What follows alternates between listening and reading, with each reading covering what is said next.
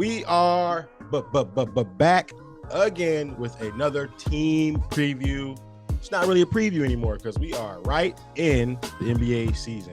And we wanted to go all the way down to Baton Rouge area, Louisiana, New Orleans. We had to touch those neck of the woods and find someone who's covering the New Orleans Pelicans. So we had to go and find a man of many hats, many hats.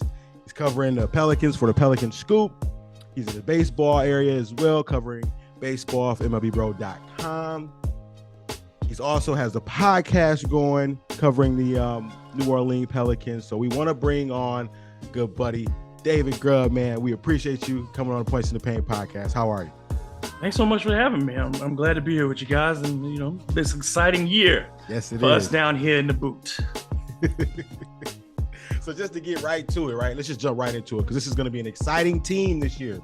Real exciting. A lot of high, I wouldn't say high expectations, but somewhere middle of the pack being. I got high expectations. There are folks out there with some stratospheric expectations for this team. I don't know if I go that high, but I'm just saying there are people. You got people who are calling I'm talking about national pundits who have said that they talk about this team as a potential top 4 team in the West, and some people call them dark horse final. Because I'm not willing to go that far, but we'll get into that. So, just in general, as the season gets underway this week, what were some of your takeaways really from preseason and training camp? What were some of the things that you took away from that?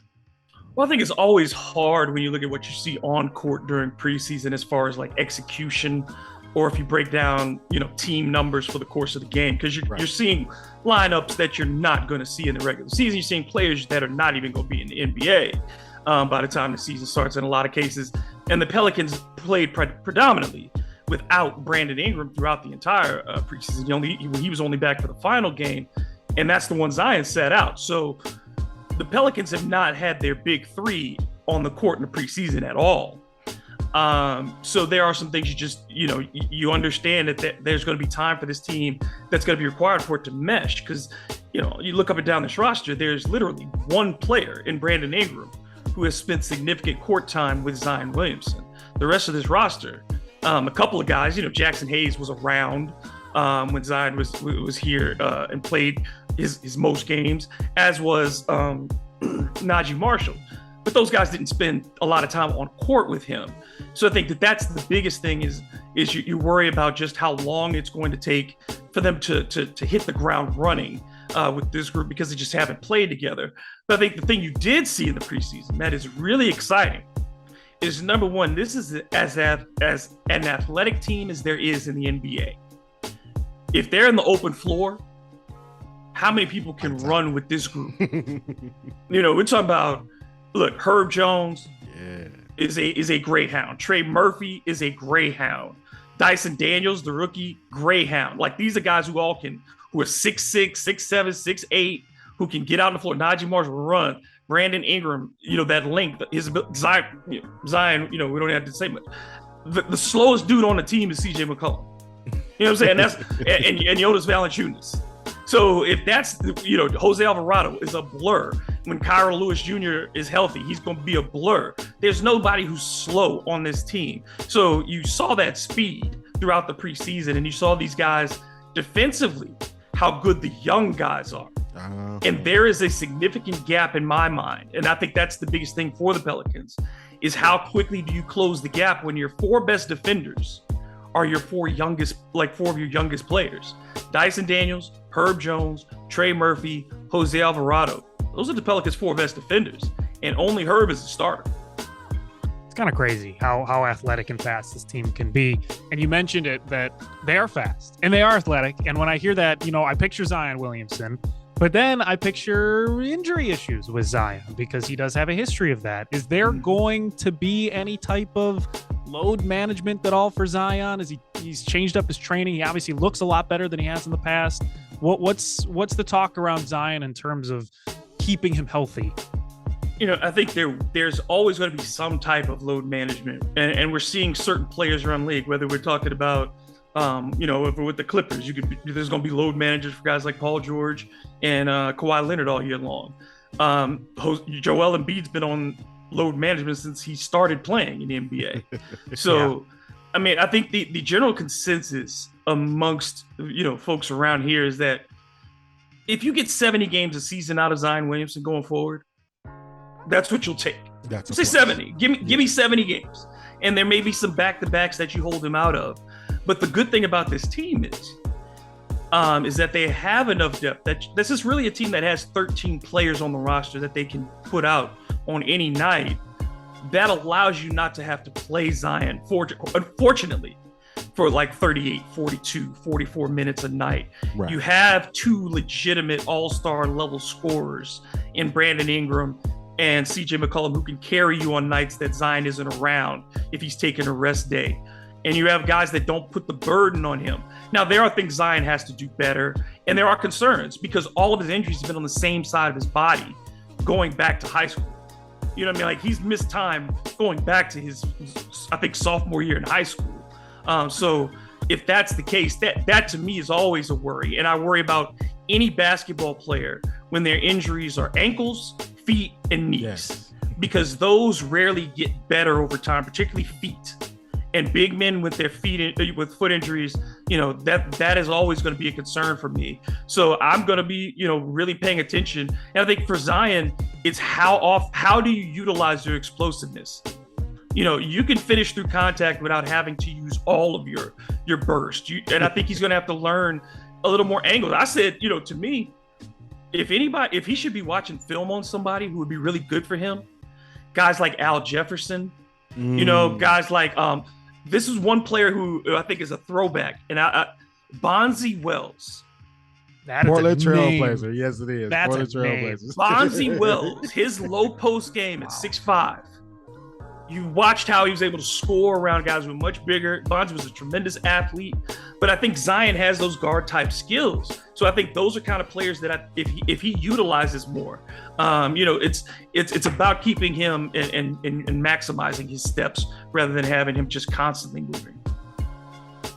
So I want to talk about the Pelicans from a defensive standpoint. They were in the middle of the pack defensively last year. Is there any way they can crack that top 10 moving forward? You talked about those young guys. That's the biggest concern for me.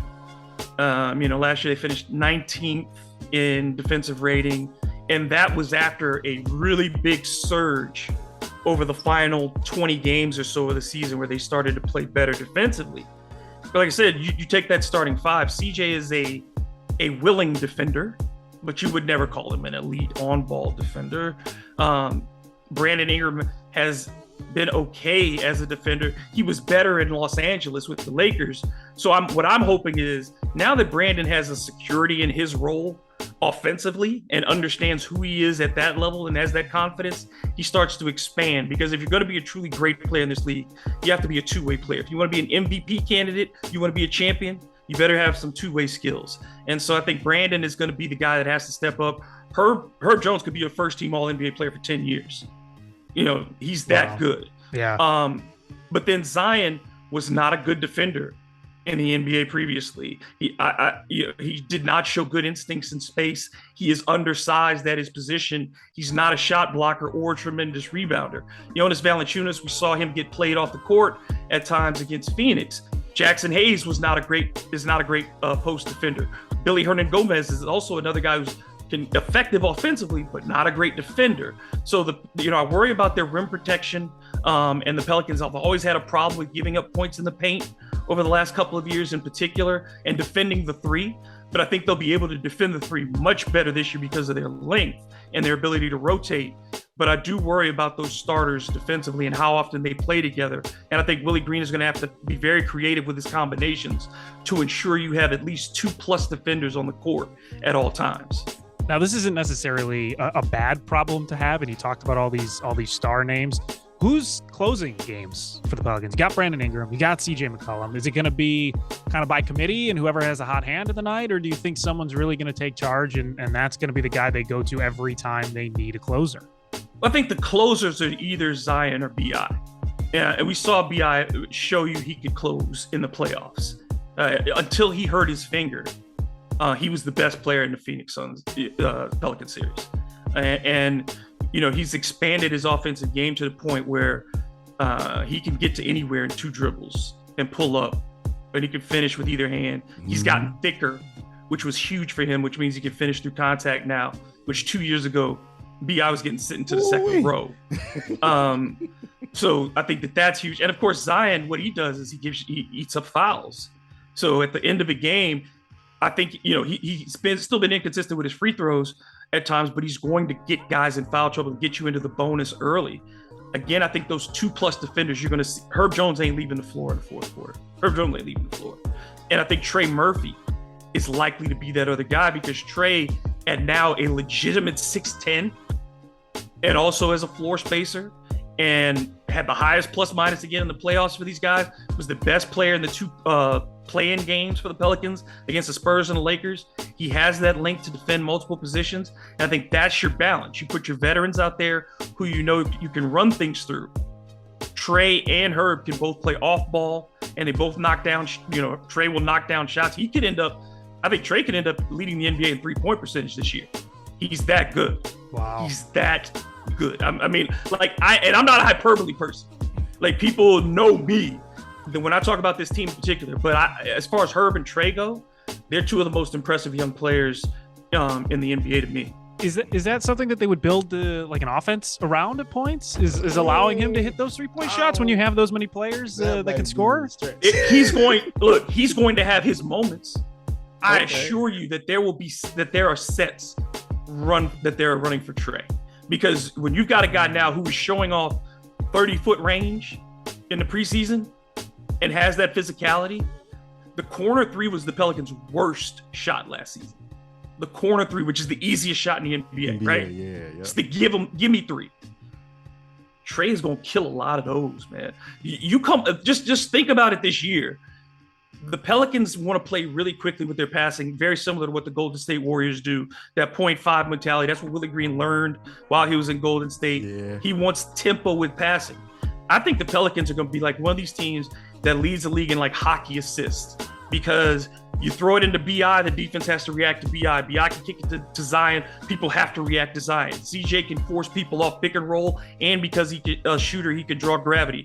So those guys alone, when they're on the court, even if there's just 2 of them on the court at a time, they create so many mismatches because defenses have to react. And I think that you're going to see a lot of open shots. It's going to be up to the Pelicans to make them.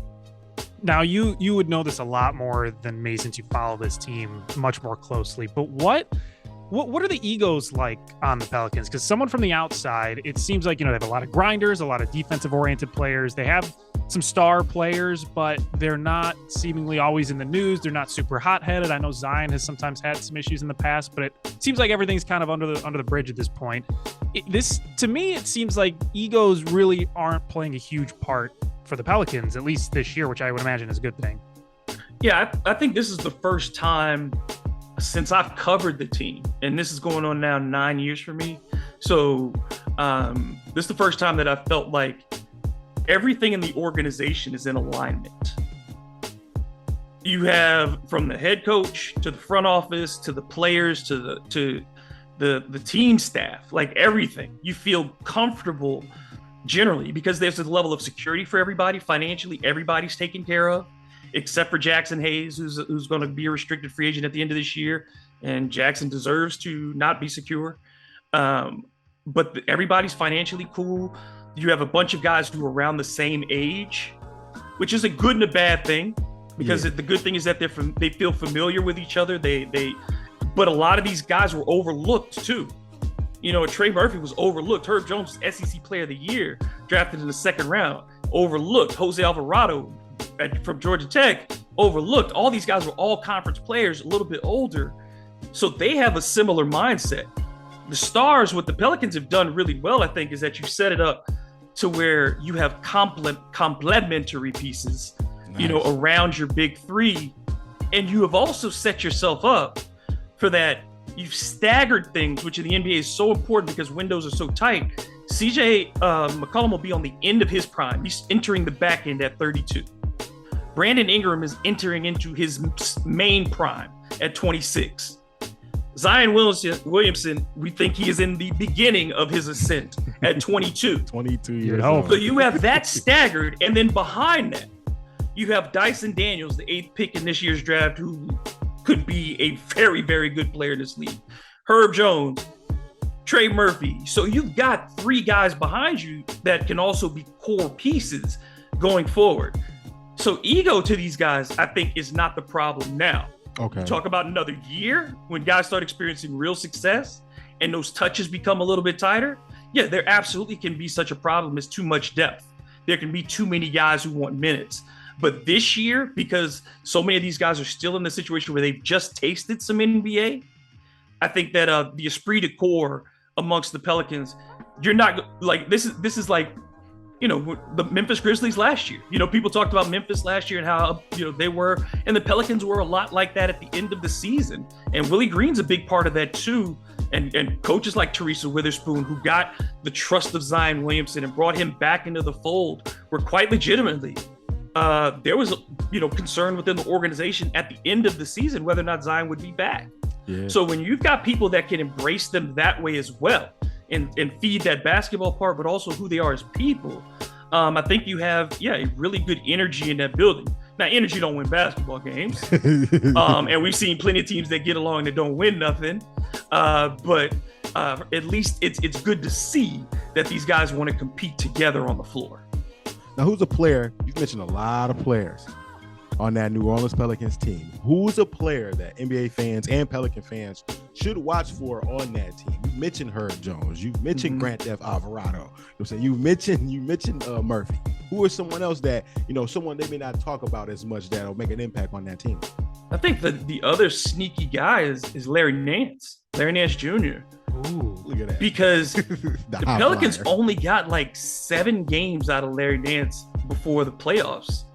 And then he was a big factor against the Suns. He was second on the team in average plus minus during that series. He at 6'7", he gives you great rebounding. He's an outstanding passer from the high post. He can knock down a 3. So, like, again, I'm almost of the mindset that, I mean, the Pelicans bench unit is so interesting and flexible to me. Mm-hmm. And Nance at 6'7" can play some small ball center, can even play some big small forward for you, depending on the lineup. And he's a good rim protector for his size, but he's also just a disruptive player. And you've seen when he was in Cleveland, the defense turned around with him. It started with him. Then they add Jared Allen and all those other pieces, and they were able to move him on. But their turnaround started with him defensively. And you go back even to when he was with the Lakers, the defensive splits on-off with him on the floor were always significantly better. And I think to have him as a veteran at 28 now, with those other young guys veteran around. At 28. I mean, this is the NBA we're playing with. Comparatively. Yeah, this is the NBA we live with now. So, I mean, he's in his 8th, 9th season.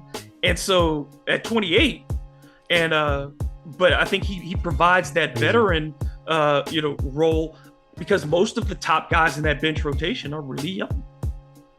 All right, final question for you. Best question. Best question, because it's hot take time, bold take time. If you're looking at this team for this season, it really just could be anything. A player trade, it could be a player winning an award, statistics, how far they go, whatever it is. What is a bold prediction that you have for this New Orleans Pelicans team? Brandon Ingram makes the All-NBA team. Zion Williamson doesn't. Oh, okay. Interesting. Now, which one we talking when we talk All-NBA? First team? We talking second team?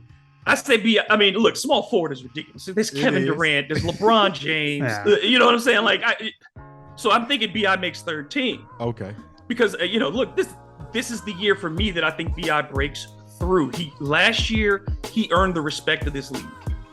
This year, this is how the NBA works. You have to earn it, and then you take that step forward. I think both Zion and B.I. can be all-stars this year. I think Zion probably gets voted in as one because he's Zion Williamson. If he's playing well, Zion gets voted in because kids love Zion.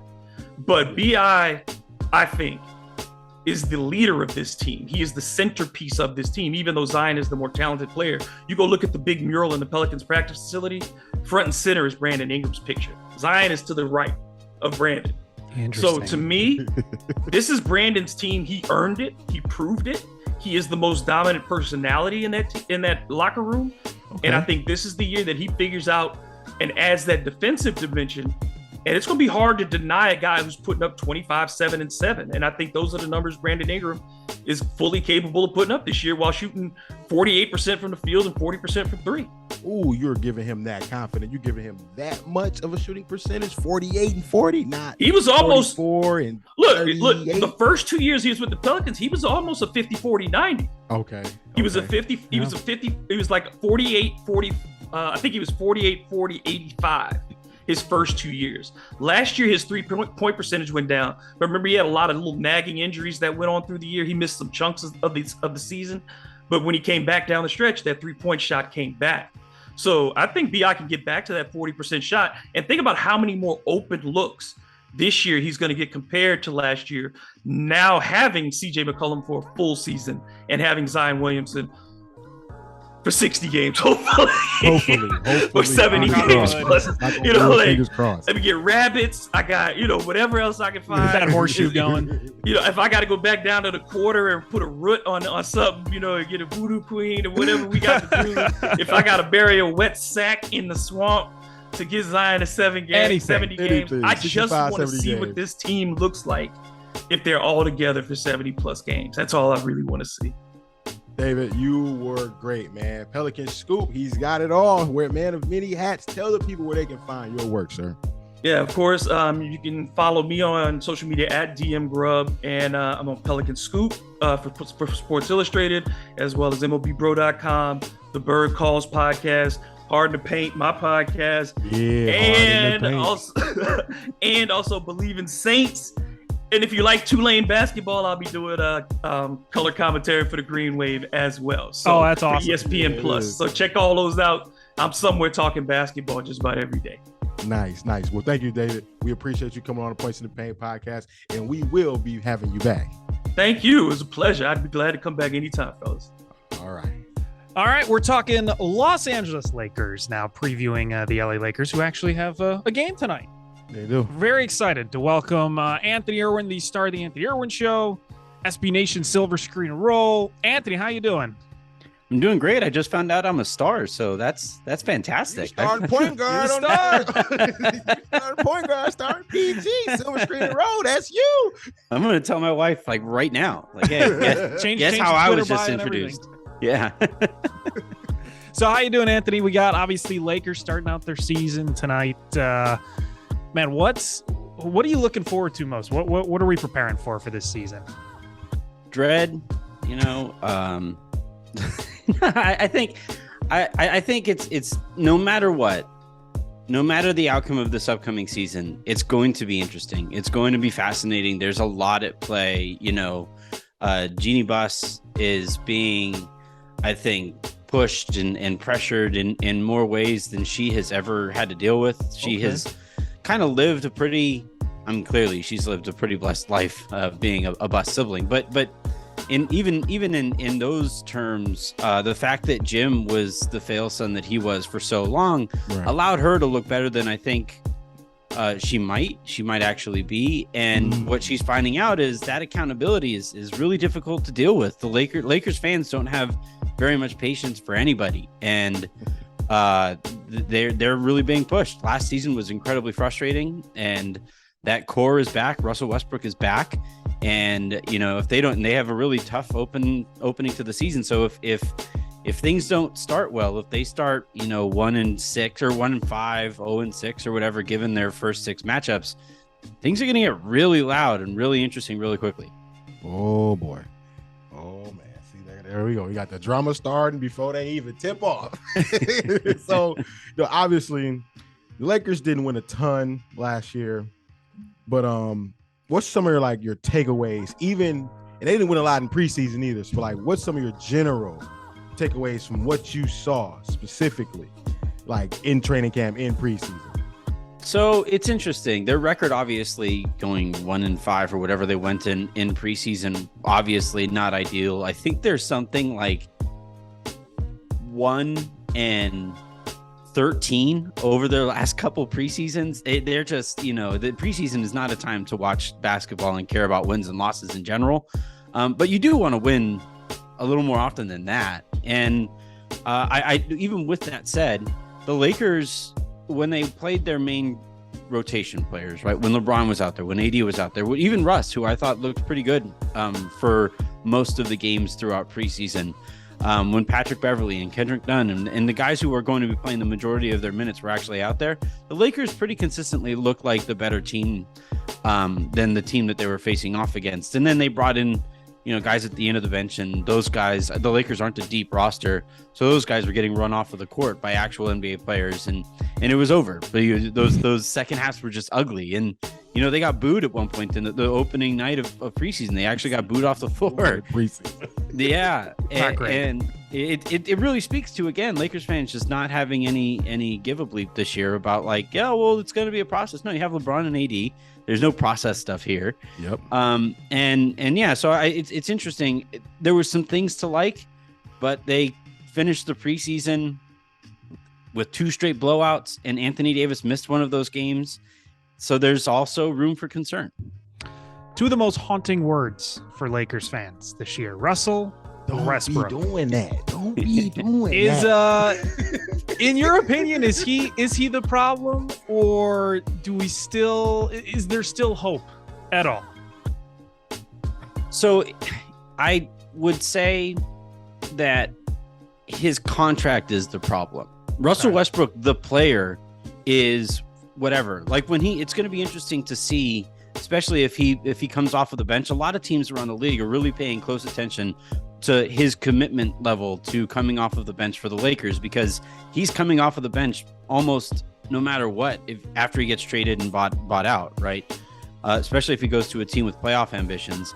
So there's a lot of people watching that really closely, and I think, to his credit, for the most part, he has handled this about as well as you possibly can, being in trade rumors constantly, being kind of scapegoated for the way that last year went. But with all that said, there just isn't anything the Lakers can do to address some serious gaping holes in their roster without trading Russell Westbrook, without moving that $47 million contract and splitting it up into a few more players, a few more, movable contracts. That's really all it boils down to. The Lakers have 37 combo guards. And at some point they're gonna have to spread their talent across more positions than it currently is, and he's the only way they can do that. He said 37 That's a lot. guards. Yeah. So they have a new coach. He's from my hometown, Saginaw, Michigan. Saginaw Pride. Stand up. There you go. But how confident are you in Darvin Ham? Is that he's the answer for this Laker roster, and will it be enough? And will he be enough to get them the championship aspirations? I don't know if I would go so far as saying answer, because I don't think this roster has an answer. I don't think this is a very difficult, they're going to start tonight. They're probably going to start 3 guards right from the get-go. Usually 3-point guard lineups are what you throw in to speed up the game, mix it up a little bit, right? They're the cayenne pepper to really get things going. Usually those lineups spice things up, but then you still want to go back and you got to drink some water if you have enough of that cayenne in there. And challenge. That's good. Yeah.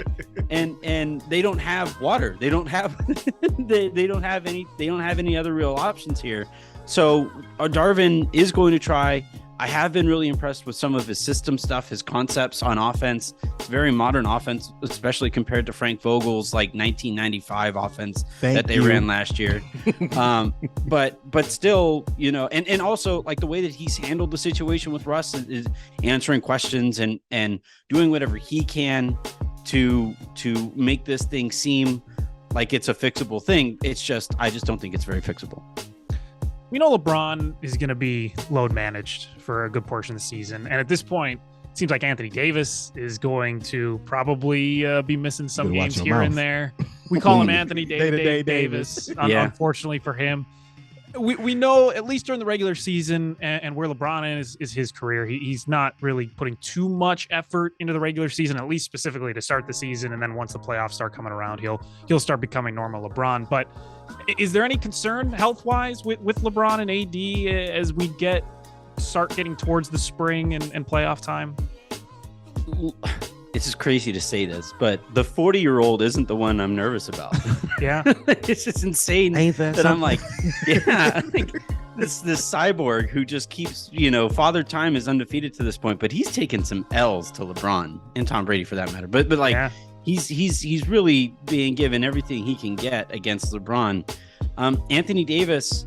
So there are two injuries that always make me nervous with bigs, especially their feet and their back, because once those things, like a knee, you can tweak.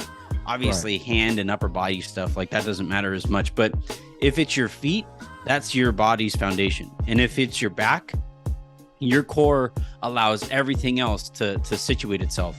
And he was held out of, I think, 2 or 3 games here in the preseason. And they said it was precautionary, and they said that he would have gone if it was a more important game.